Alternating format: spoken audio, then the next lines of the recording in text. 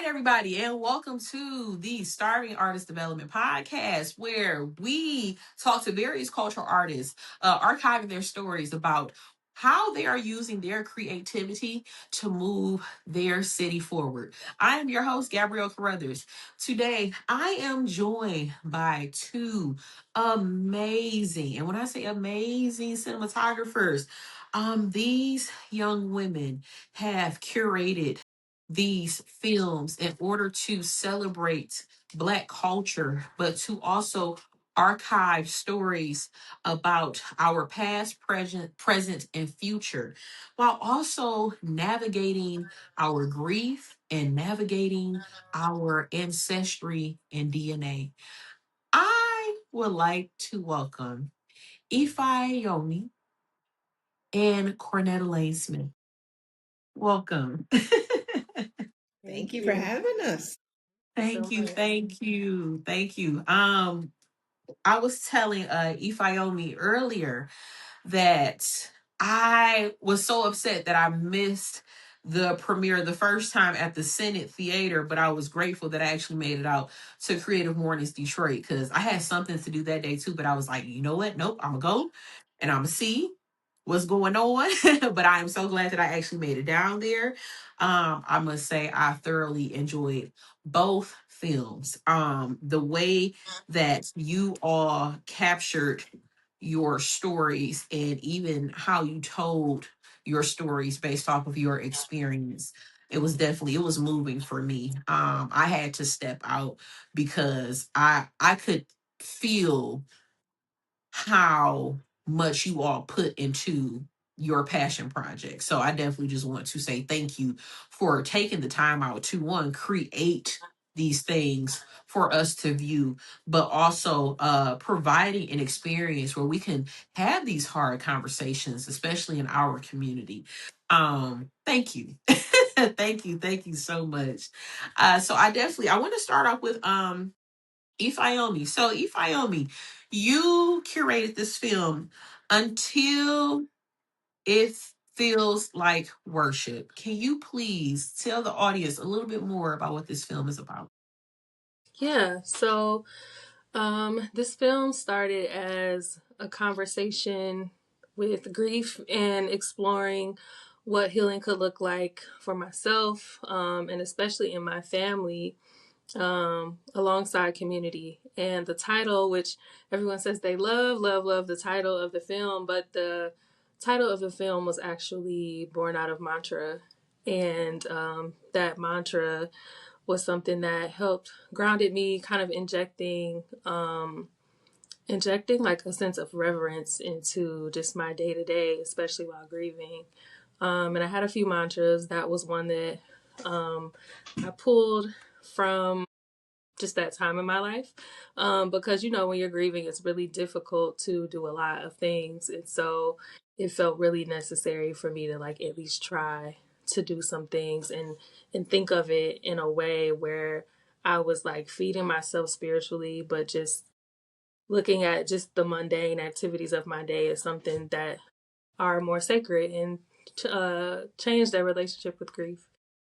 So the film, I was grateful to have the opportunity to um, do the film through the Detroit Narrative Agency in Detroit. And they provided me with mentors. They provided me they helped expand my filmmaking community. And I'm really grateful for that. So I was able to just really flesh out what that story meant to me. And give you the film that you saw and that I hope will resonate and continue to resonate with just the community. Well, it definitely pulled on my heartstrings. Again, I had to step out the venue and gather myself because it definitely felt like there was an ancestor coming down and having a conversation with me and telling me like there is a way to heal, while you are still in real time navigating grief, but while also creating in the process of navigating grief. So for me, this film, it came right on time, and I can appreciate you for again taking the time out to create even in your own grieving process, right? And for Cornetta, Miss Cornetta of Studio 8278, you created a film that documented your ancestral background, and you specifically spoke on your grandmother. And what I find so interesting, when I saw the picture of your grandmother and then the shot pinned over to you, and I was like, oh my gosh, that's her twin, first off. It's so amazing how, DNA, especially with Black women, how our DNA carries over. But even sometimes with DNA, there are genetic markers that carry with us as well that we may or may not know about. And with you doing the research on known and unknown history about your grandmother, what was it like navigating this filming process?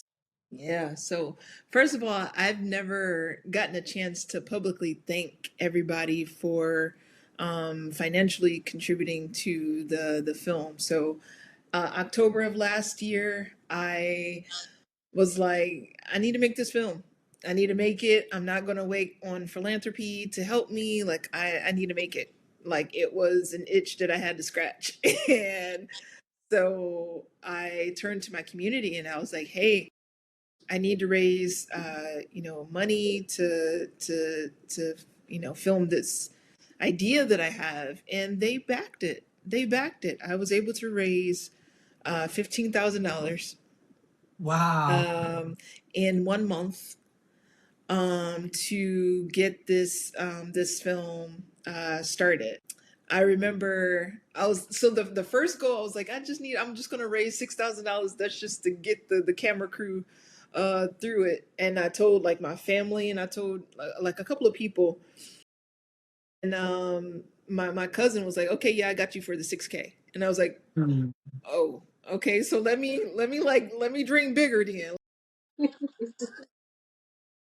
So then yeah, I turned into my community and I was like, I need to be able to hire an editor and do some set design work and like all the things. And they came through. They came through. And I just want to say like thank you to everybody who, really helped to get this off the ground. Let's go back about 3 years ago.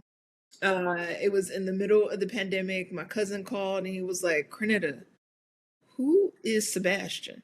And I was like, I don't know. I don't know who was Sebastian. And so I called my mom, who I feel like is like the keeper of, like, she knows everybody's birthdays. Like, she can go through and she was like, yep, this person's birthday is this. She got it. So I went to her. I was like, Ma, do you know Sebastian? And she was like, no, I don't know Sebastian. So we went to the originator of the story, which is my Uncle Lamar, the youngest brother. And I said, Uncle, who is Sebastian? He said Sebastian was an ancestor who was enslaved and he was a father to a lot of kids. That's what he said. And I was like, wait, so you being the baby of the family, how is it that you know, but my mama don't know, who knows everybody's birthday? Like, what's the disconnect? And so I basically like went on this journey of trying to find who Sebastian was. And then I realized the story isn't with Sebastian. The story is with my grandmother. Mm. Um, because 2 years after she had passed, she came to me in a dream. And when I tell you, I was just like, so basically in the dream, she was in a park in front of a fountain. It was a beautiful fountain. I felt like I was like in Amsterdam. It felt like I was in Amsterdam, but it was a beautiful fountain. There were thousands of bikes around. And she was standing there like so elegant, so graceful. And like she was in the distance. And a word kind of just like came into the dream and it just said dignity. And the dream Mm. ended. And it was so powerful for me because like for years I was actually ashamed of my grandmother. Um and that shame was really steeped in like, you know, just internalized, you know, beliefs in stereotypes of black women when they have a lot of kids and when they're single, right? Like I began to believe all those stereotypes about my grandma. My grandma is from the South. You know, she did have, you know, a third grade education. You know, my mom always talked about how they grew up poor. Like these were things that I was ashamed of. And that dream interrupted that thought, those thought processes to say like, hold on, like first of all, don't take pity on me. Yeah. Second of all, you ain't got nothing to be ashamed of. And third of all, like really begin to investigate what was the shame for. And as I became a mom, I was like, oh yeah, no, okay, like whole new head of empathy. And so this film um was me, you know, going on a journey to learn about my grandmother Laura.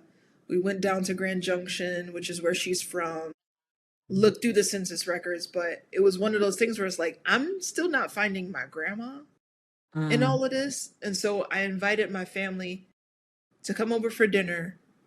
And I prepared her favorite meal. And as we ate, we kind of recounted stories of her.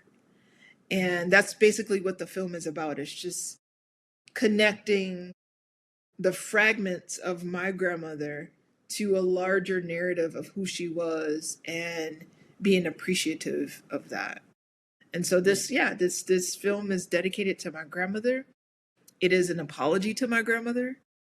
It is also me forgiving myself for um you know internalizing those messages, and then also celebrating who she was and who we are as a Black family. Oh, girl. That was a lot. I'm sorry. I was like, No, no, no, because the thing is that this is why these conversations are important, right? Because you never know when somebody has either experienced the exact same thing, but they can't find refuge or community in order to have these conversations, right? So essentially what you're doing is you're building and sustaining a community where people can now come and they can have these hard conversations, both of you, honestly. And even just your story about how there was shame when you started to look into like your grandmother's past and stuff. I know as a Black woman, I think we've all experienced that, especially if we did grow up with a grandparent, but then we didn't know like the true lineage that our grandparents or our great grandparents or our ancestors carried. Um, and I kind of have a similar story without, going too long, but it got to a point where my great grandmother in her obituary, as soon as you opened it, there was no information on her. Mm, And you had the front cover of the obituary, and then you had where she was buried. But as soon as you opened up the inside, it was blank. But that was also because of a lot of the stories that my aunts, wanted to keep. They thought it was sacred, but really it was just family secrets that they didn't want to take responsibility for. And mm, now here we are some years later, and you have the younger generation, like myself and some of my younger cousins, whom unfortunately I wish we had a stronger relationship, because it's not that we don't like each other, it's just the elders kind of made it to where we couldn't have a relationship because of their own upbringing and secrets and things that they didn't want to talk about. And with that kind of put a put a strain on a lot of, my relationships with my cousins on my mother's side. But to fast forward, like I said, here we are, and now we want to know the truth. Like, who is this person? Where are we actually from? Who is our real grandfather? And not being able to know those stories, or even I have a sister who decided to do her ancestry test, and she started finding information on my great grandmother Ida. And the more information she found, she ended up finding more information from our other ancestors on that side. And she wrote about this information, because it was freeing for her. And in turn, my aunts attacked her because of it. And they didn't want to hold space, for us. Now, now that everybody is gone and all the elders are no longer here, and we want to know these stories, now we have the freedom to where we can learn about these stories and we can have these hard conversations. So, like I said, what you're doing, you're pretty much just creating a space to break bread and to be okay with the hard part, right? Even just admitting the shame and the guilt that you feel around your grandmother. And I don't know for you, if there's any shame or guilt during the process of filming your cinematic picture, but did the process ever test you, Ifayomi, when you were like in the process of filming? Was there ever a moment where you were like, I can't do this? There were plenty. There were plenty. I think I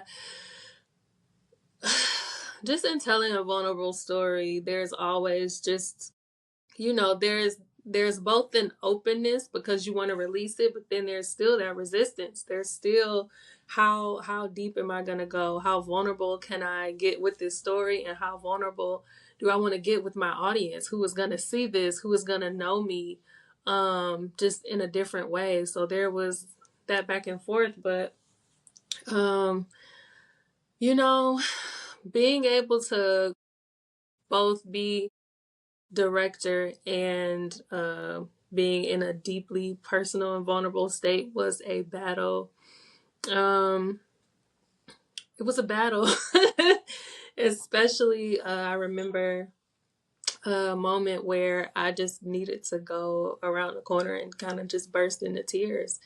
Um, and I didn't let my crew see it, and I had to just come back around and put my director hat on and like keep on moving because I'm recalling memory. I'm calling my ancestors into this space, and I'm also recalling how I felt when they passed.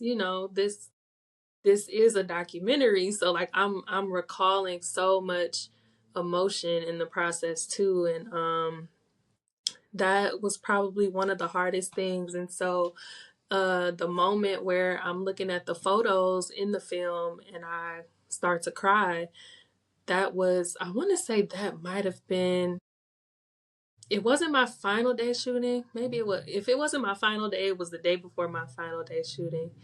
Mm. And I just remember bubbling up, like from the days of shooting, just bubbling up. And that moment was authentic. Just, it all came out, and they just let me cry for however long I needed to cry. And then when I was ready, I was like, okay, y'all can cut because that was real. I was like, Okay. we got some tears. Like we didn't get any tears the whole time, but we got some tears. So yeah. And I this question is for both of you. So I know you reflect on memory, you reflect on your ancestors and the role that you all play in just carrying these stories forward. And I know as Black women, because I am guilty of it too. I think because we've endured so much, there's almost a sense of numbness when we experience certain things, right? And then it may take something so small, like maybe the opening of a bag of chips that have finally set us off, right?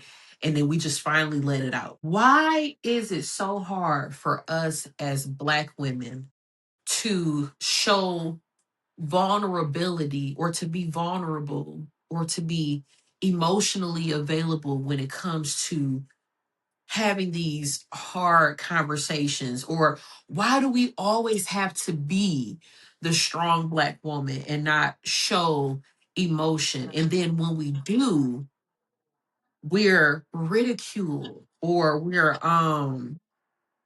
looked down upon, especially with the older generation. Like, what have you all ever experienced that where there was like this place where you knew you needed to like let something out, you need to let something go, but you couldn't show that kind of emotion because of not having a sacred space or a place to be vulnerable? Um, I can't directly speak to that, but I can speak to a moment where there was a release for me. So currently, what y'all saw at Creative Morning was a work in progress. So I'm still working on my film. There's like some archival pieces that I want to put in. I want to deepen the story about going to Grand Junction. So there's several things that need to happen. But one of the things was I need to redo my voiceover, and I decided to go to a vocal coach because I'm like, I want to sound, I needed to enunciate and all the things, right? I wanted to be able to play with my voice. And so I went to her, and, we did some vocal warm ups. And then she was like, okay, let me see the script that you want to work on. So I go and I show her like the first 3 minutes of the film, actually the first like 2 minutes of the film. And then she was like, okay, let's go and read the script. So I'm reading the script, and she stops me, and she's like, you're just reading the script. She was like, there's no feeling behind it. Like I need to understand like where your headspace was when you wrote this. And in the filmmaking process, I feel like you're working on a timeline. You gotta like you Got gotta it get done. Yep. stuff done. Yeah. And so I'm like cranking out what I'm gonna say, and then I'm reading it, but I completely like detached myself from the feeling of the Oh. words. And when she paused me, the first few lines of the film talks about that dream, and the part where I say something like, she stood there in her white flowy dress, and she says, okay, stop right there. She says, who do you know wear white dresses? And I said, Mm. brides. Yeah. And she says, and so that's like a new beginning for her. Like she is in a new beginning. Like the fact that it was a flowing dress, the fact that it was a whisper that you heard dignity. Like she began to like help me reconnect my emotions, my feelings to the words, and not let them just be words on a page. Like, and then without even me saying this in the film, she said, were you embarrassed that you were ashamed of your grandma? And I never said that aloud. And she was like, and I was like, yeah, like, yes, I was embarrassed that I was ashamed of my grandmother. And she says, so then do you think this film is an apology to your grandma? And I just Mm. like, I broke. Because again, like, these are all the things that I was like feeling, but I never vocalized them. And the Okay. very fact that she was able to get that from watching the first 2 minutes and hearing me read the script. She got that from, and I was like, shout out to Black women. Okay. Because like like we have like this language that we're able to see each other. And that for me, it was a release, was also it helped like direct my energy a little bit more. Um, and it made the film feel even more important and even more personal. Yeah. So that the experience of release was from another Black woman coming alongside me and being on this journey with me. Which another reason why I'm shout out to Ifyomi, because I love working with Ifyomi. Like we were like, let's work, sis.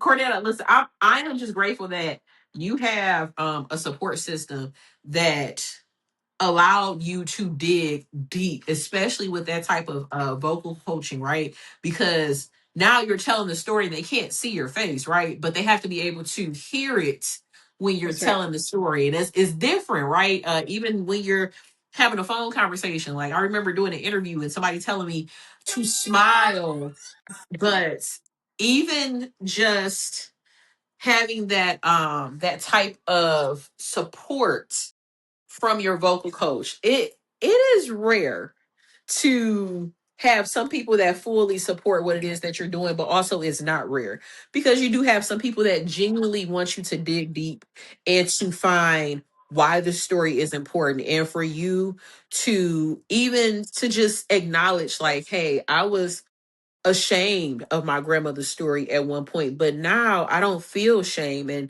maybe it's because I just didn't understand in the moment, but now I get That's it. right. And I especially get it as a mom. I get it as a Mhm. mom. I get it as a parent. And there are some sacrifices that when you're a parent, you have to make, certain sacrifices. And sometimes our children don't understand. Right. So I commend you for holding space for yourself also. And of course, there's my medicine cabinet, but holding space for yourself as well. And then for Ifayomi, like you allowing yourself to let go and let God in your own grieving process. And even you mentioning how your grieving partner was your aunt and then she was no longer your grieving partner. And navigating grief without her and that experience. And I know that was difficult for you, but just you continuing to honor her and to keep pushing, even while you're not only grieving one, but now you're grieving two different things, right? But with grief, there's something about grief and new beginning as well. And oftentimes we don't understand why we have to go through certain things or why certain things have to happen or even why we have to lose amazing people. But I know for me in my own grieving process, there's always a beautiful awakening, right?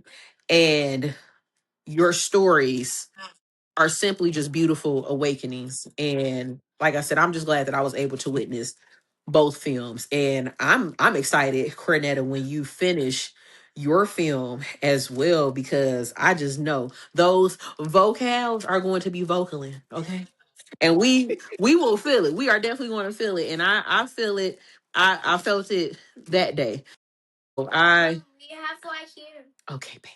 So yes, so I commend both of you. All right. So moving on.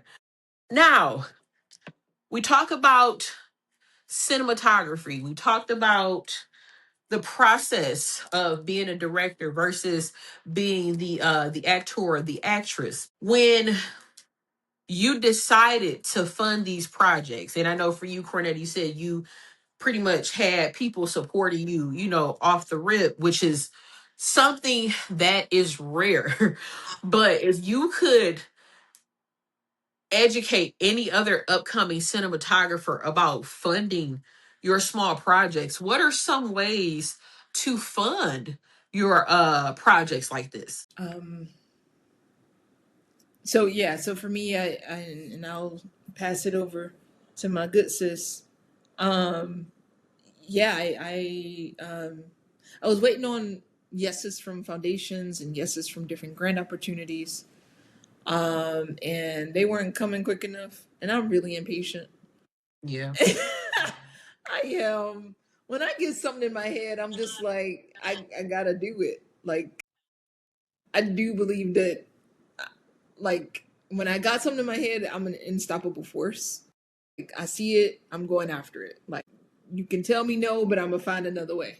And so yeah, I am grateful enough to have like a good track record with my community. They've supported other community things that I've done in the past, and for for majority of them, they were like, it's a no-brainer. Like, I want to be able to support you. And people dug deep, like even in this economy, like they dug deep and gave their funds. So I guess I would just say, like, Obviously, like, yes, continue to seek support and like from the foundations because they do got that bread.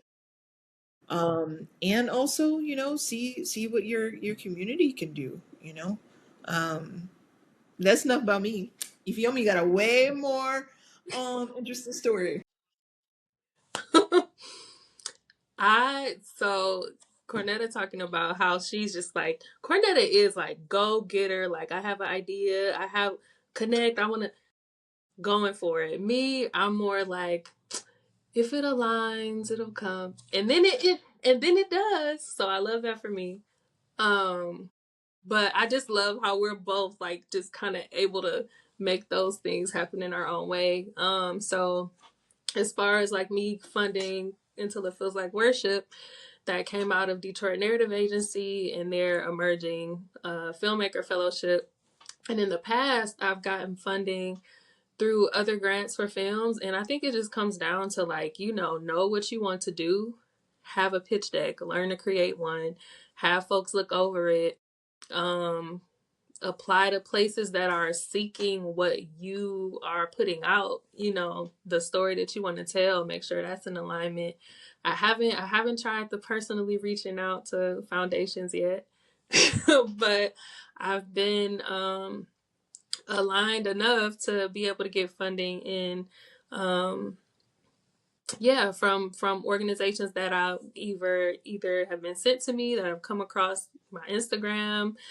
Culture Stores always lists a good amount of grants in other spaces. So museums might do open calls for art.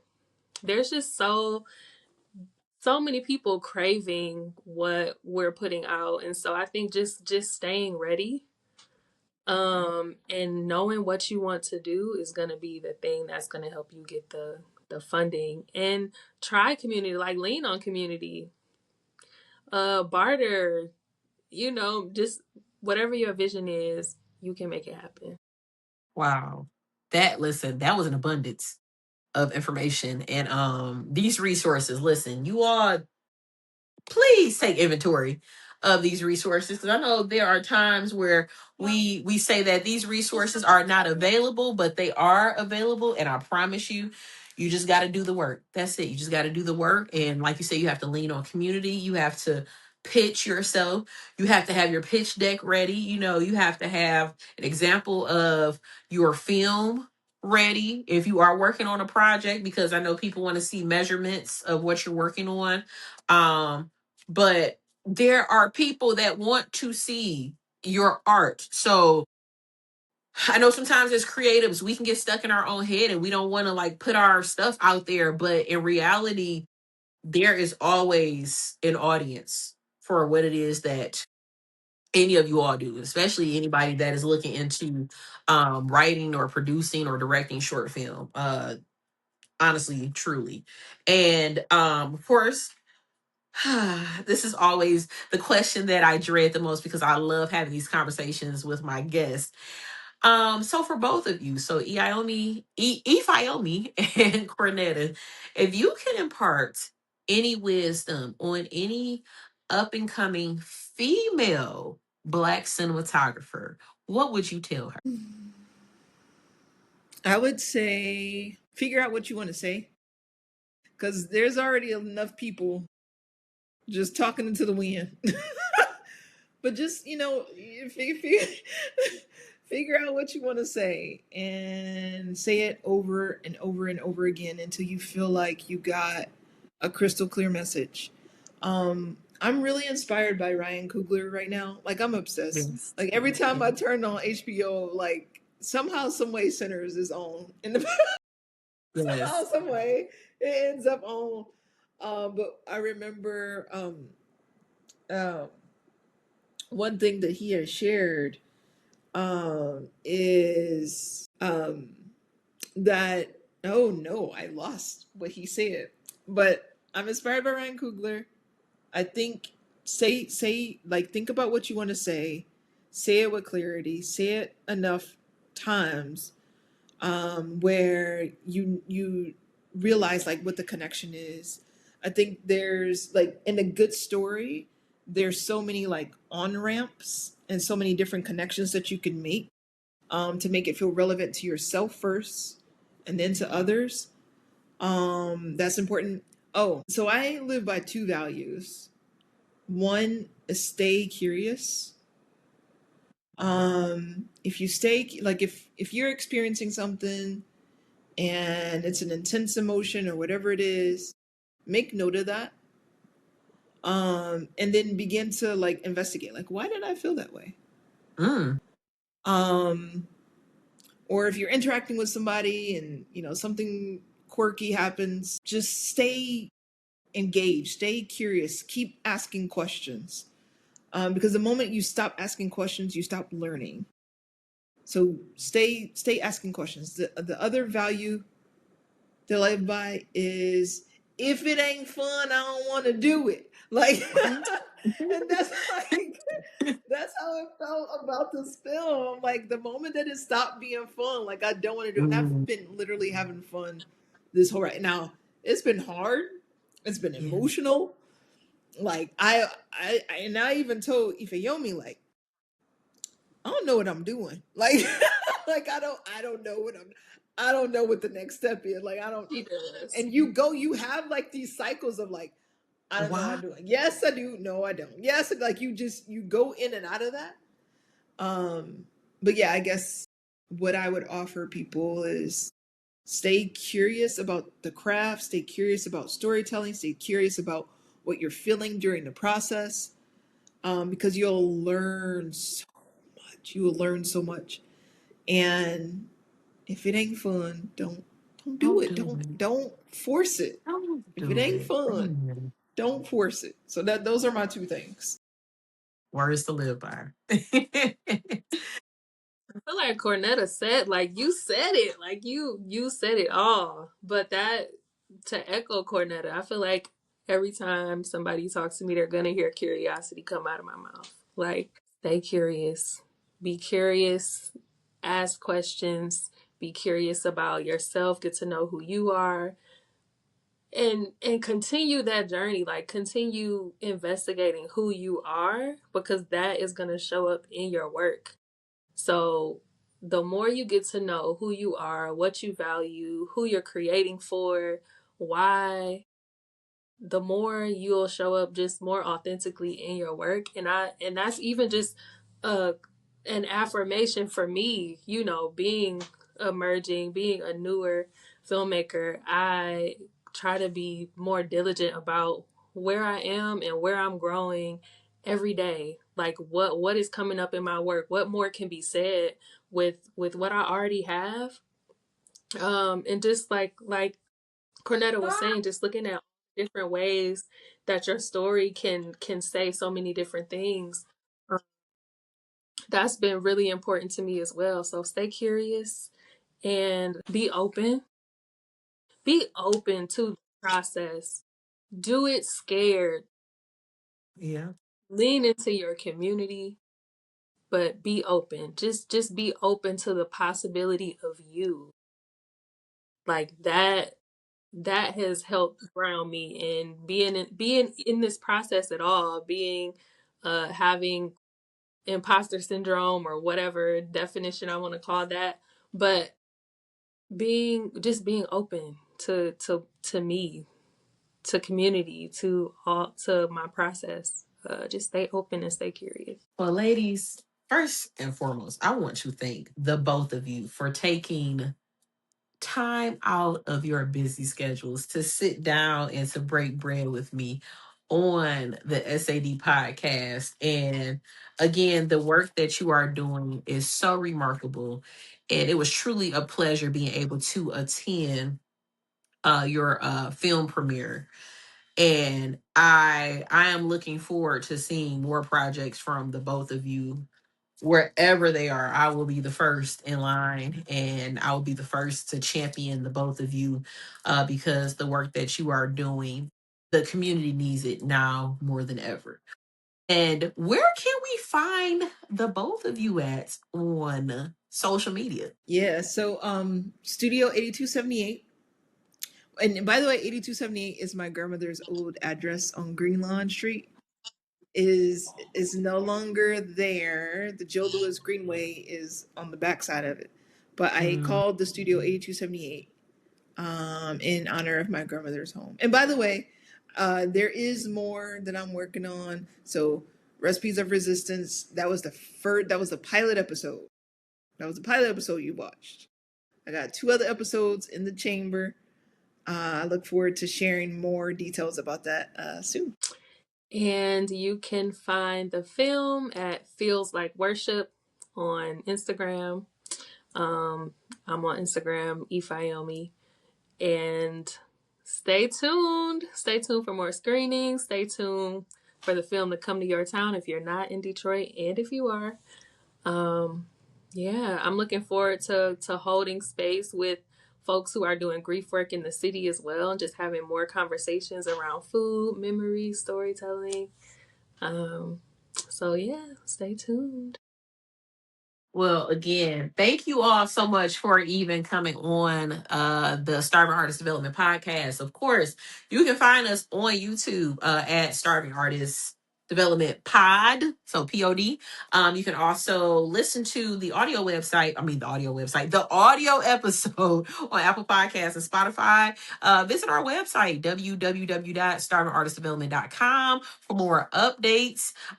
We always have updates available on our websites. And again, just thank you for coming on today's episode and for breaking bread with us.